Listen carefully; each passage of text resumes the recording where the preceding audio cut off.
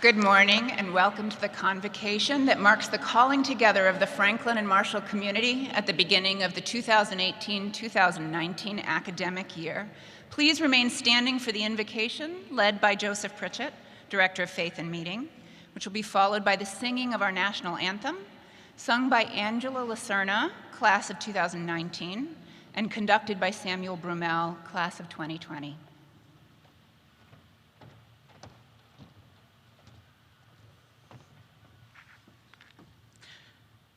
To all that is good and true, we give thanks for this gathering. As we come together to usher in the academic year and embrace the hope that comes with new beginnings, I ask these things. May you seek knowledge, question often, think deeply and critically. May you find community, celebrate difference, come to know one another, and in those experiences, come to know yourself. May you know this as a place where you belong, where we all recognize our inherent human dignity. May you rise up to the challenge, embracing the successes and struggles that lie ahead. Open yourself up to the possibilities of this time and place, these experiences and people. May this place transform you now, this day, and every day. Amen.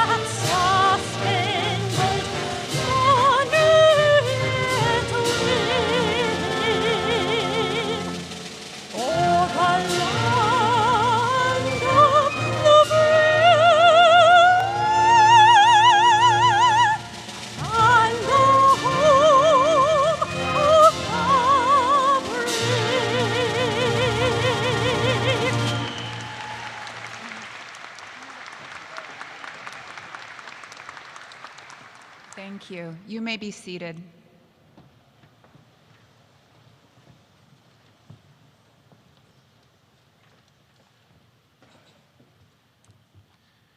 Good morning, members of the F&M community, faculty, staff, students, alumni, trustees, and most notably, the 611 members of our Franklin and Marshall class of 2022 and the 18 transfer students joining us from other colleges and universities.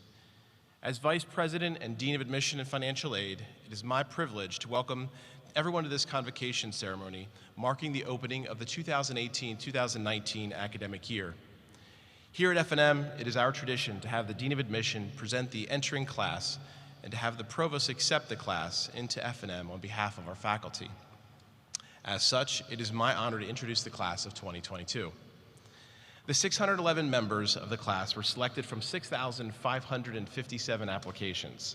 Such a robust applicant pool allows the admission staff the opportunity to craft a tremendously diverse and talented group of students. This year's class boasts an average SAT score of 1336 and an average ACT of 30, and will be the most diverse class in the college's 230-year history.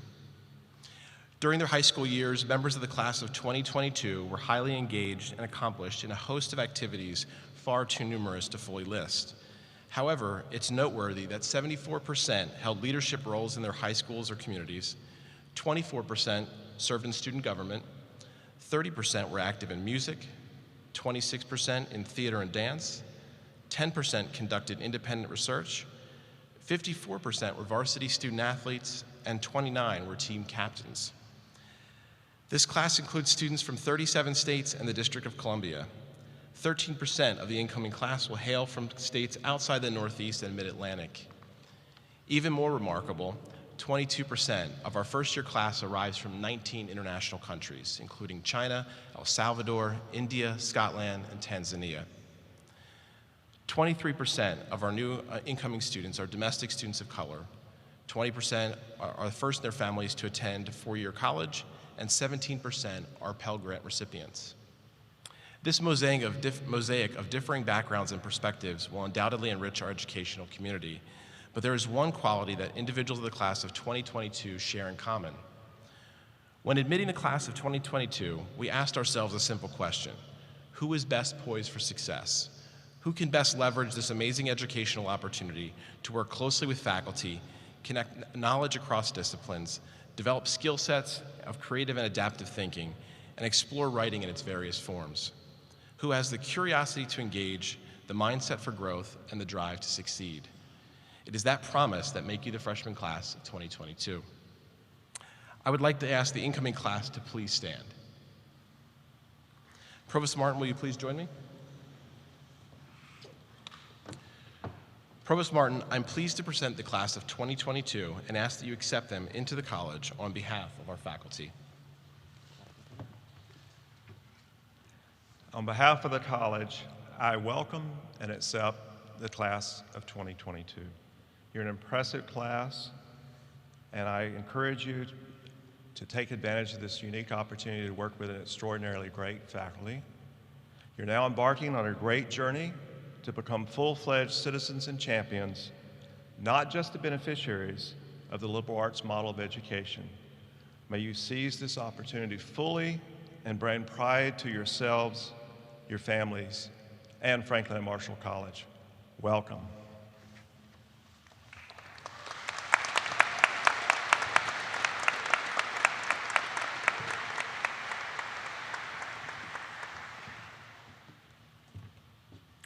Good morning. We will now invest the student leaders of the college houses for the 2018-2019 academic year with the authority to govern their houses. In this ceremony, I'm exercising the authority entrusted to me by the Board of Trustees and recognizing the house governments as formal parts of the college governance system. In so doing, I am affirming that our students are partners in the college's commitment to foster a residential environment where faculty and students come together to discuss, to reason, to talk, and to learn.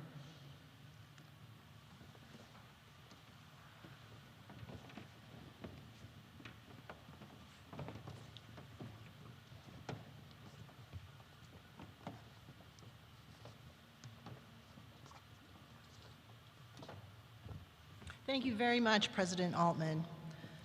On behalf of Bonchak College House, it gives me great pleasure to introduce our Chancellor, Nithya Kumar.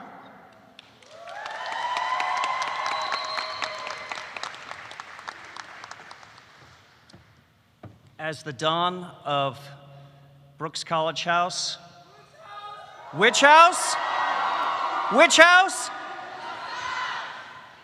I am very pleased to introduce Lexi Edney, Brooks College House President.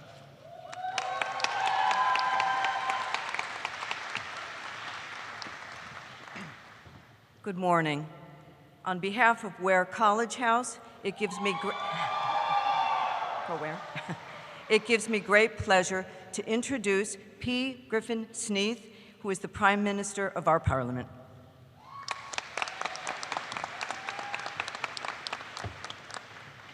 Good morning. On behalf of New College House,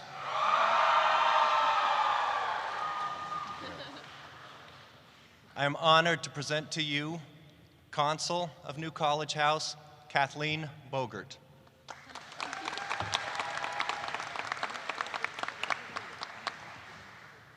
Good morning. On behalf of Wise College House, it is my, yeah, that's right. It's my pleasure to introduce the Wise College House Chair of the Assembly of Peers, Emily Rutherford.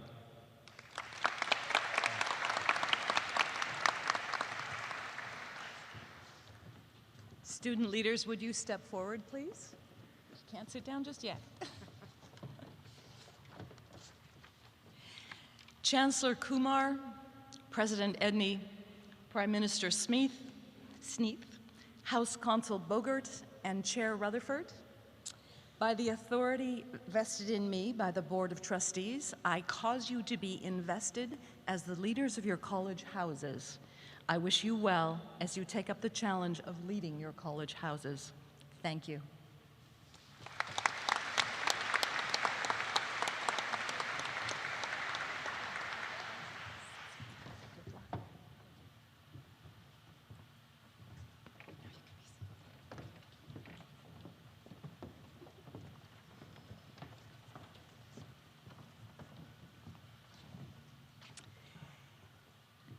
Members of the class of 2022, you are still standing. Thank you. We are now going to do the pledge. Class of 2022, do you pledge to uphold the standards and accept the responsibilities of being a member of your college houses? If so, please respond enthusiastically by saying, "We will." We will. Thank you. You may be seated.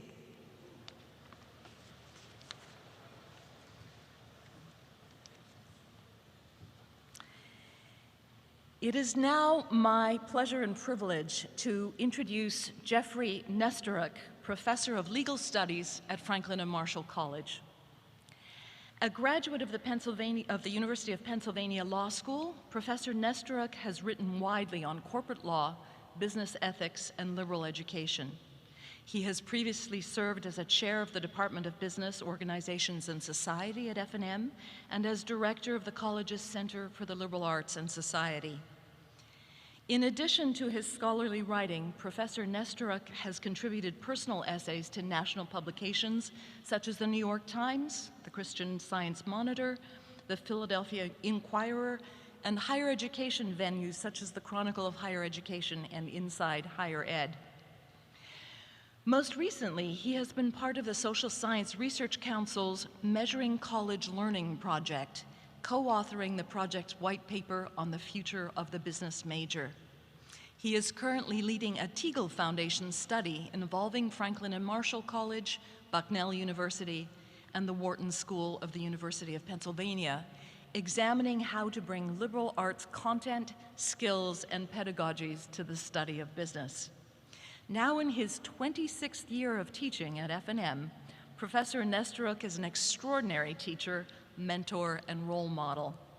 It is this deep commitment to the liberal arts and to his students that earned him the Christian R. and Mary F. Lindback Foundation Award for Distinguished Teaching. I'm honored to welcome this esteemed member of our community to share a few inspiring words with the class of 2022. Please join me in giving him a warm round of applause.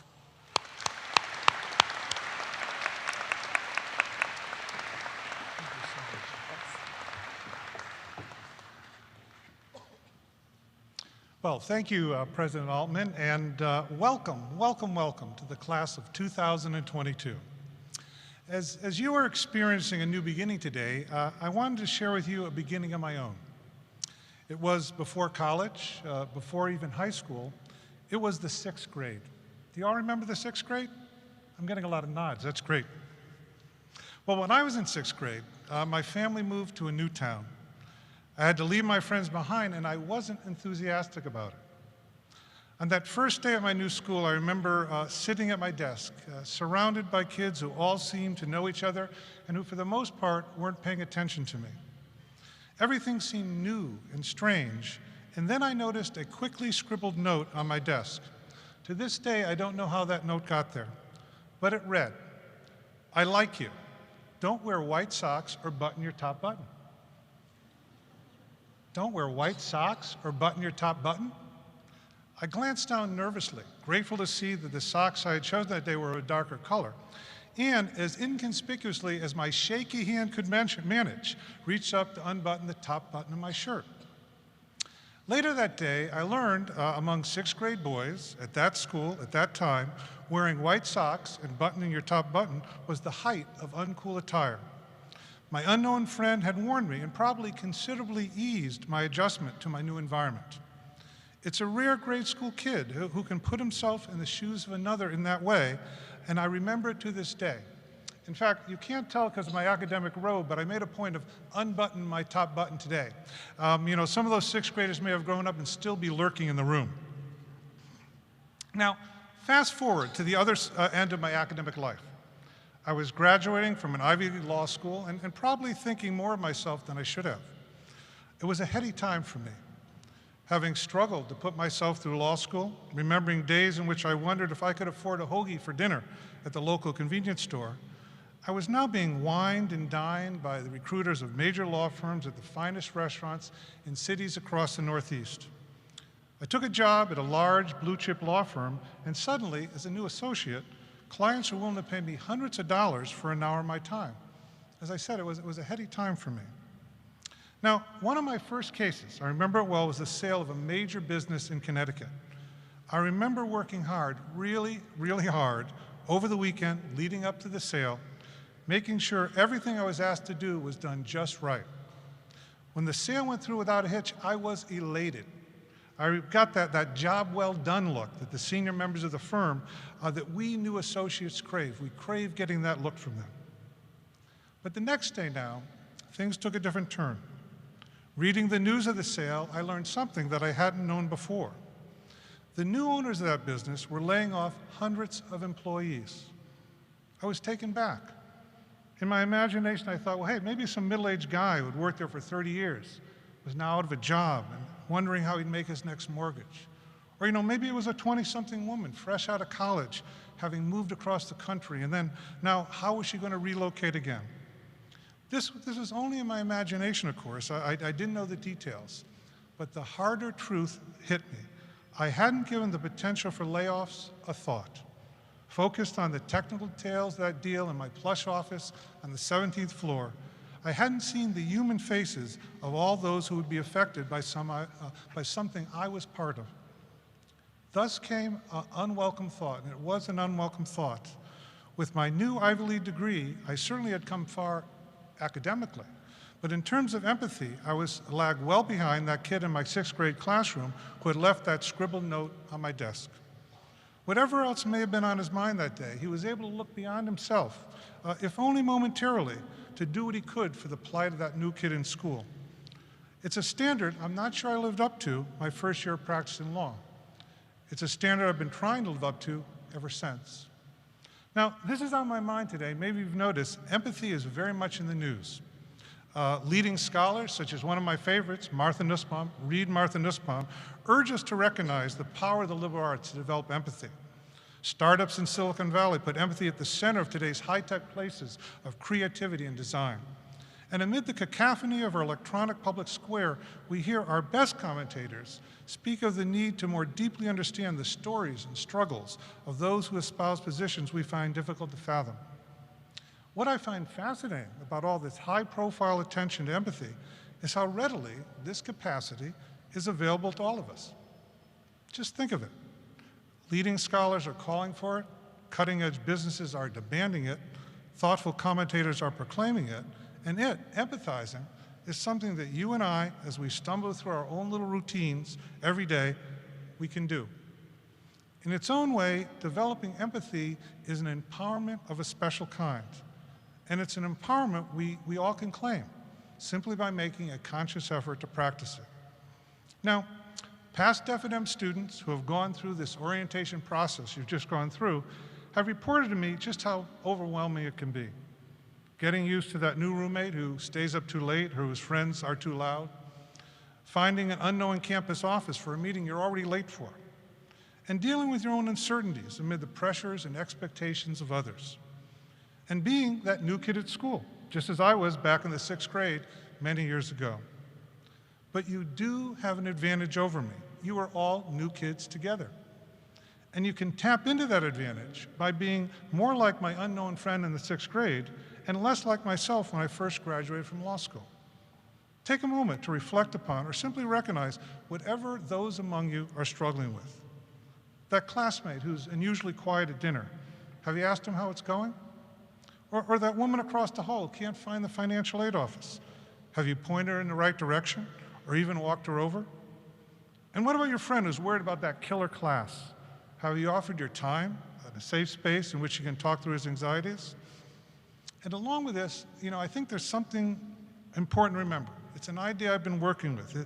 It's a bit of a contradiction to be sure, but it's still worthy of mention. What about self-empathy? Self-empathy. It's important too.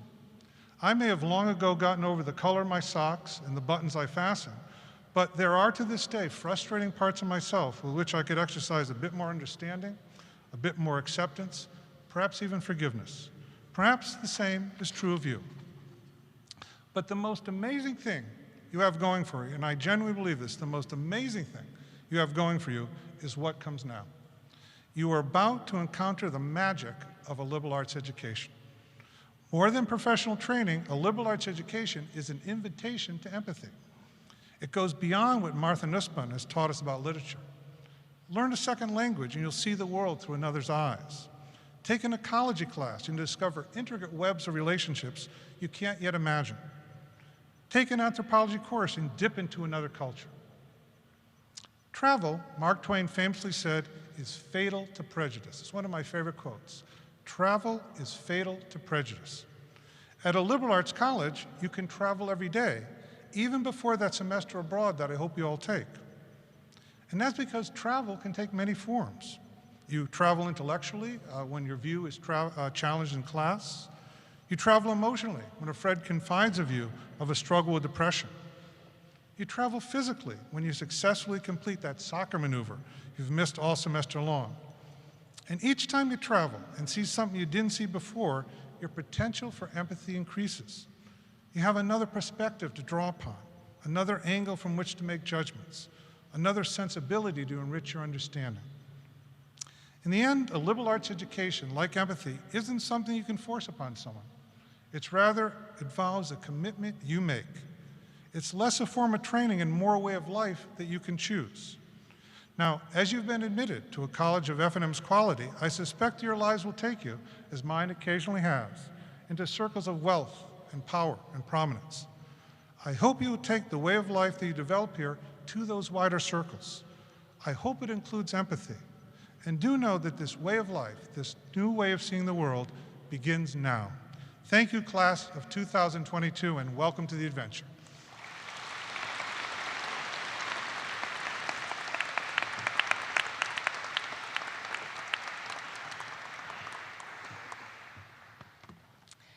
It is now my privilege to introduce Kim Espinal, class of 2021. Kim is a Cooperman Scholar from Newark, New Jersey. She is an active member of the African Drum Ensemble, Philosophy Club, Nahenta Latina, and serves as a campus tour guide. This summer, Kim studied abroad in London, exploring renewable energy issues in society. Please join me in giving Kim a warm welcome.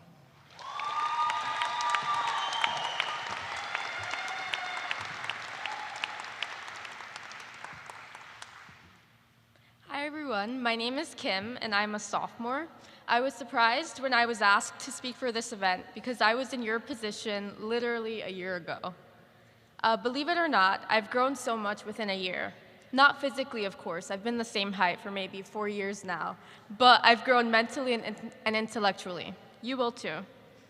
Throughout my first year, I committed to journaling daily to be mindful of the time I have shared with others, to learn from my failures, and to challenge my beliefs.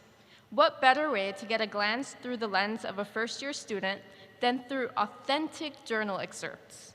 I present to you my series of excerpts, which I've entitled Blooming. September 14. Classes aren't going too bad. It's been a pretty smooth transition, though I feel like I have way too much time on my hands. Is this normal? October 29. So, My mom is in the hospital again. I didn't expect this to happen at all. November 12th. Academics are so challenging, especially chemistry. I don't want to fail. I need to organize my time better and make the time for practice problems. I'm doing well in all my other classes. It's just chemistry. December 6th. I didn't do enough stoichiometric problems today. All we did was talk about Marvel in our study group. December 8th. I finished my paper with 3 hours to spare.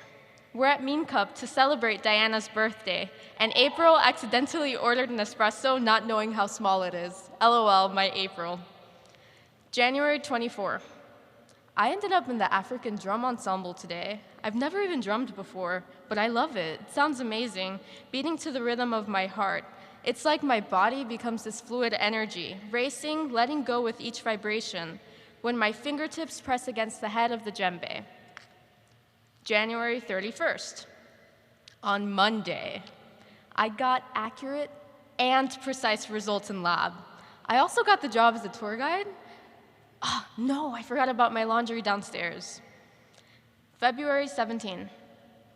Today was the last day of the Posse Plus retreat, an excellent weekend full of productive discussions about both historical and present-day racism, political activism, and respecting other people's identities. February 20.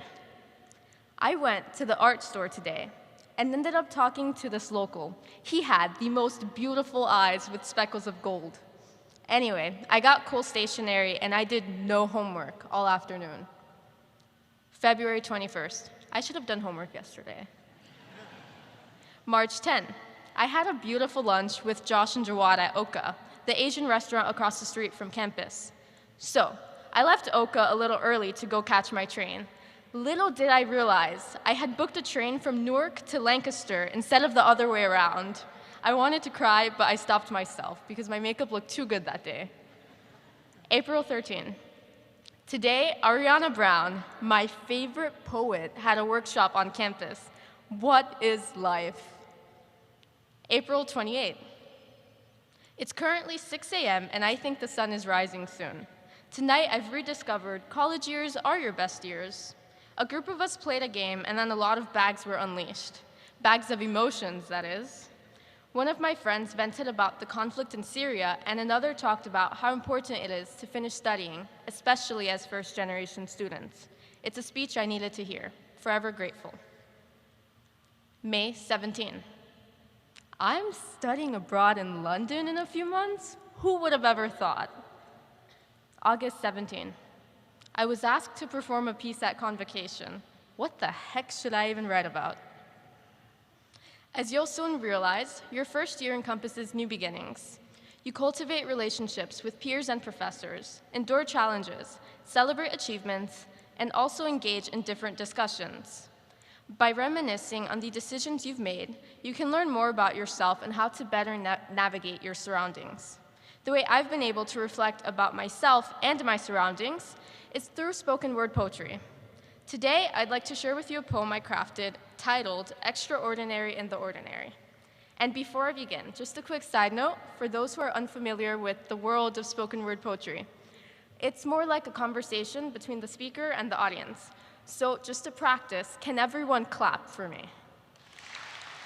Okay, excellent. Now can everyone snap? And can you all say, mm-hmm?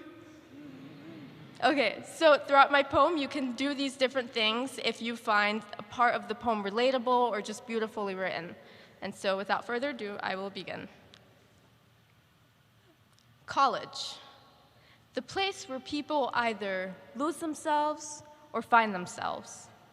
I have both lost myself and found myself.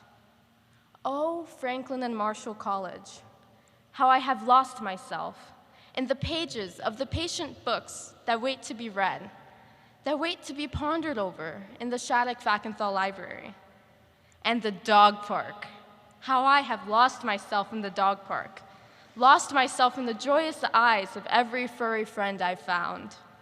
I've lost myself in the vibrant stories, some that remain untold and others that roll off the tongues of refugees. Refugees, that should continue to be appreciated, working in the dining halls and the college houses, doing tasks that may seem minor, but we'd be at a loss without. The number of times I've lost myself in stagger during class, staring blankly at the chalkboard as the curves of numbers occupy the surface of the boards, while confusion occupies the surfaces of my mind. Oh, Franklin and Marshall College, how I'm slowly beginning to find myself through the bonds of friendship that are endlessly woven at Blue Line. Blue Line. You'll wait in line for more time than all the Harry Potter movies combined. I'm finding myself through the patience of my professors when they fish into my brain and reel in all of my doubts and uncertainties, answering the calc, computer science, chemistry, and political questions that keep me up at night. How I'm beginning to find myself through the wisdom of my advisors, always readily available when my mind becomes frantic.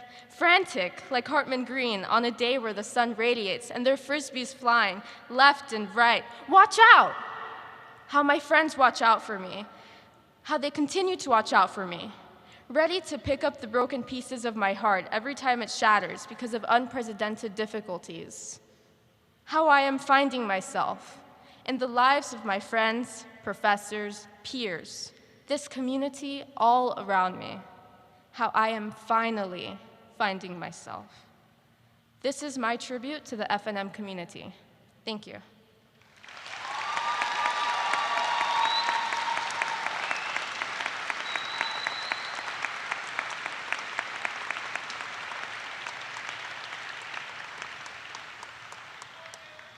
Here's to finding yourself, class of 2022. Enjoy every extraordinary moment tucked within the ordinary. It is now my pleasure to introduce the 16th president of Franklin and Marshall College, Barbara Altman. President Altman joined the F&M community in August after serving as the provost at Bucknell University since 2015. Prior to her arrival at Bucknell, Dr. Altman served for more than 25 years at the University of Oregon. She was a professor of French, head of the Department of Romance Languages, and director of the Oregon Humanities Center, before spending her last 3 years at the university as senior vice provost for academic affairs. President Altman received her bachelor's degree with honors in Romance languages at the University of Alberta. She earned her master's degree in French language and literature from the University of Toronto, and her doctorate in medieval French language and literature from the same university. A firm believer in our tradition of education, President Altman is eager to continue the national momentum and visibility F&M has garnered for its commitment to student development, expansion of college opportunity, and advocacy for the value and power of the liberal arts. Please join me in welcoming President Altman.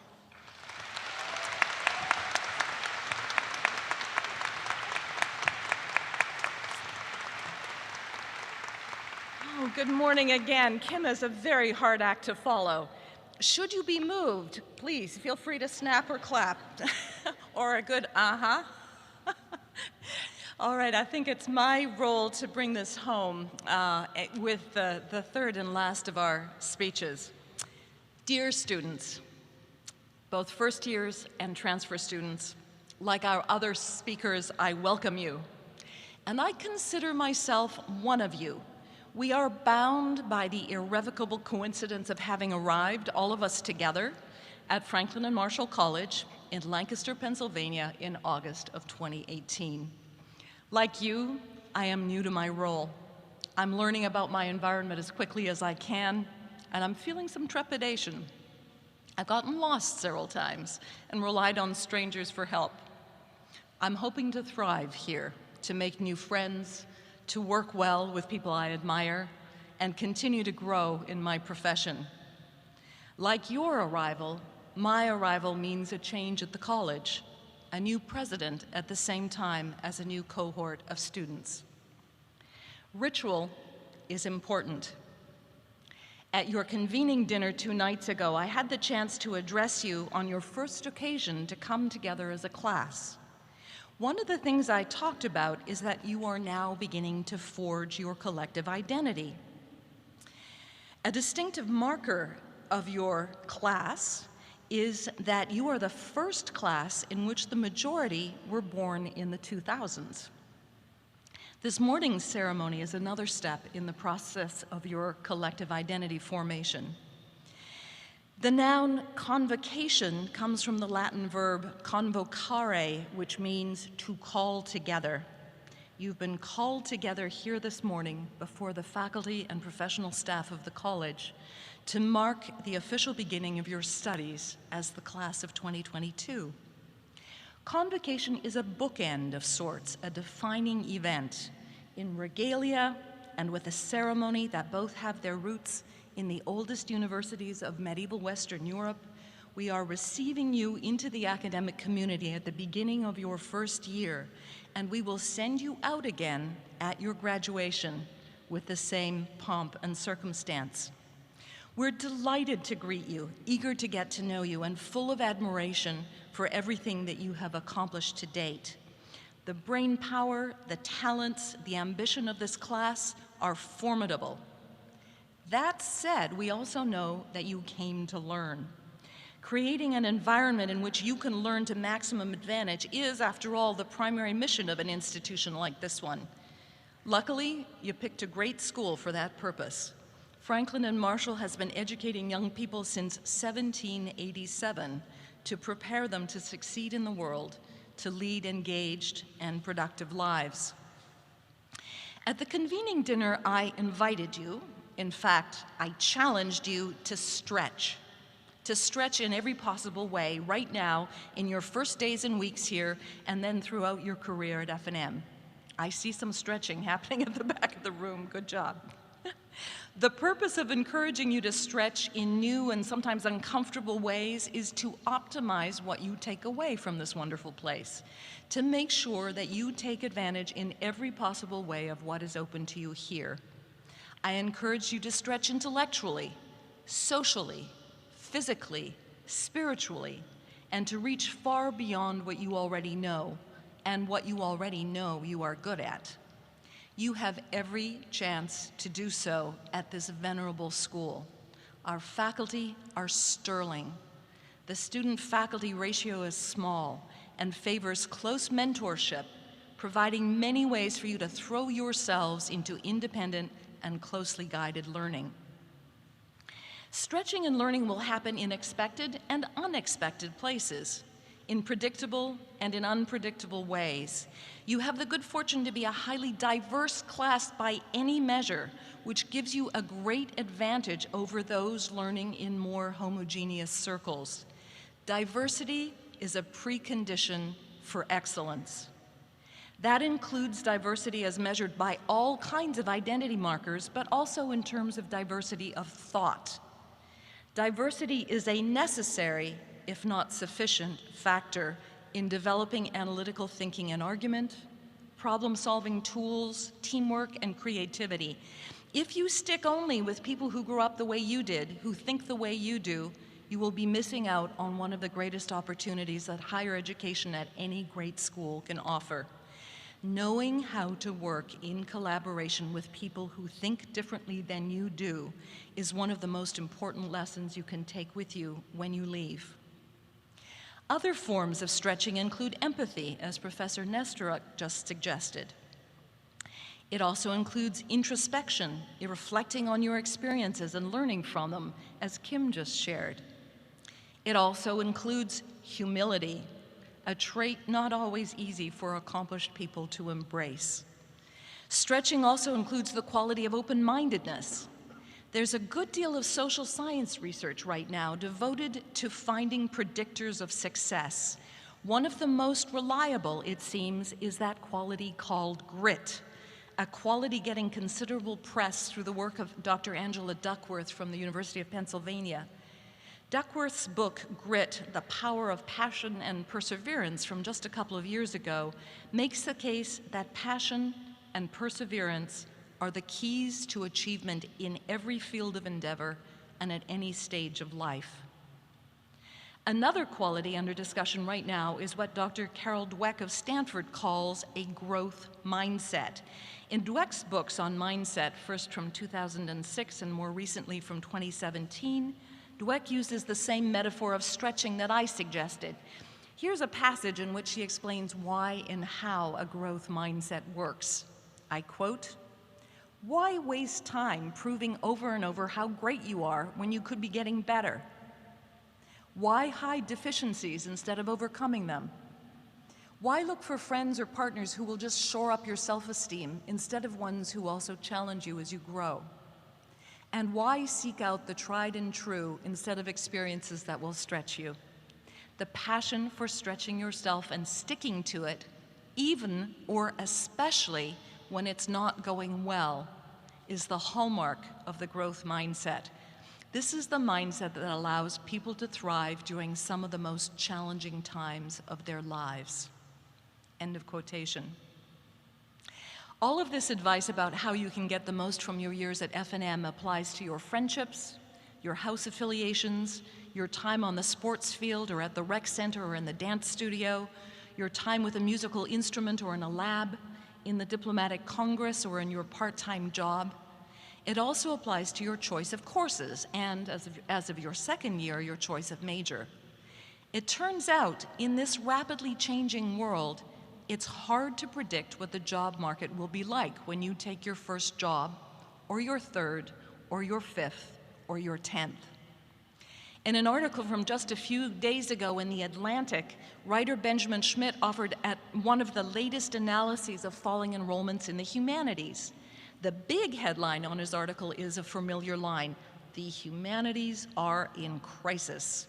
But the subheading following the title provides the punchline. Schmidt writes, "Students are abandoning humanities majors, turning to degrees that they think yield much better job prospects, but they're wrong."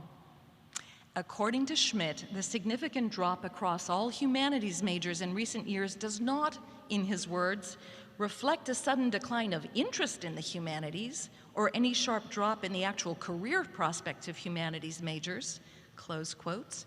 He continues, "Instead, in the wake of the 2008 financial crisis, students seem to have shifted their view to what they should be studying in a largely misguided effort to enhance their chances on the job market," close quotes.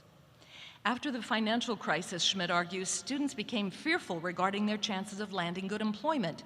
But he concludes, based on broad and reliable data, that students are basing their choice of majors on the perception that their options will be fewer and their earning potential less if they graduate with a degree in the humanities. In fact, the data prove that perception to be incorrect.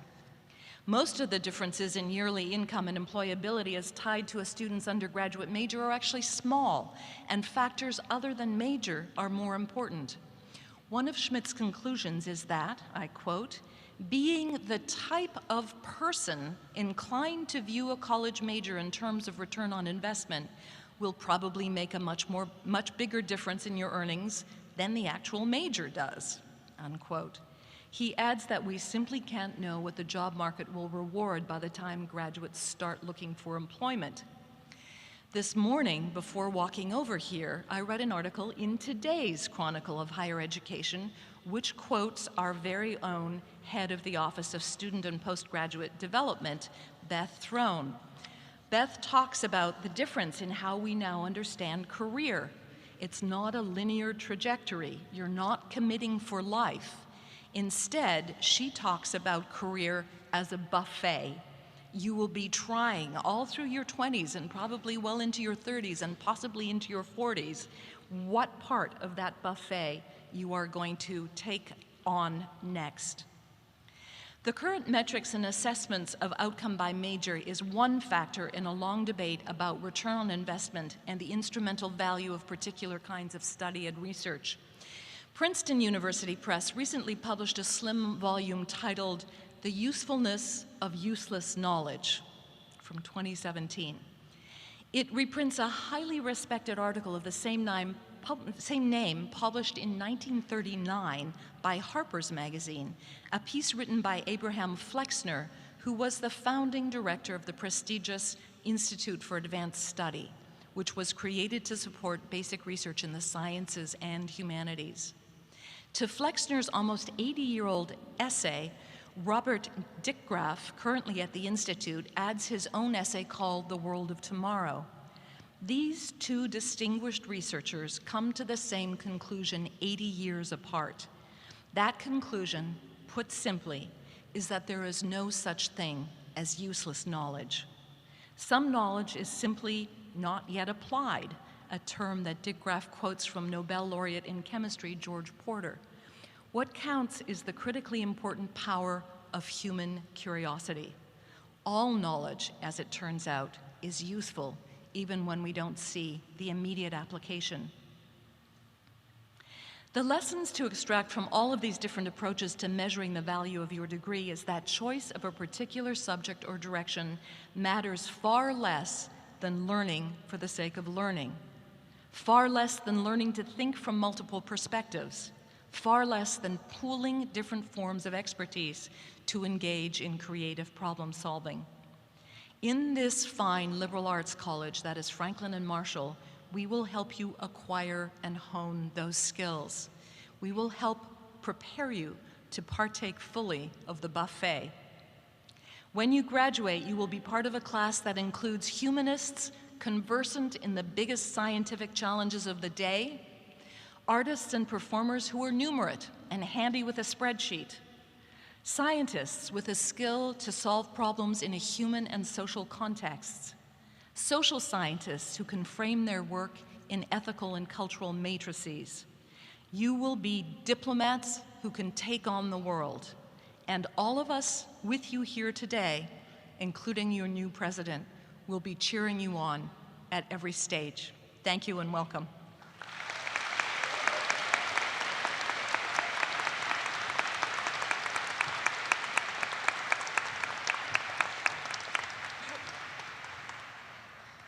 Members of the Franklin and Marshall community, please rise as we sing together the alma mater.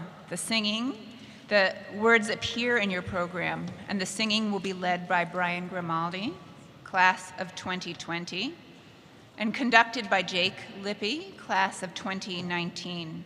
The Convocation Wind Ensemble will play first through one stanza.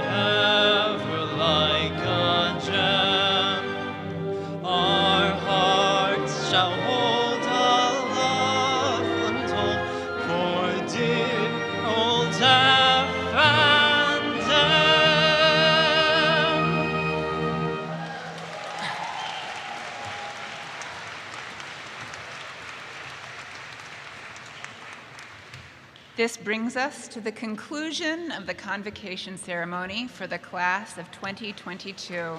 Let the semester begin.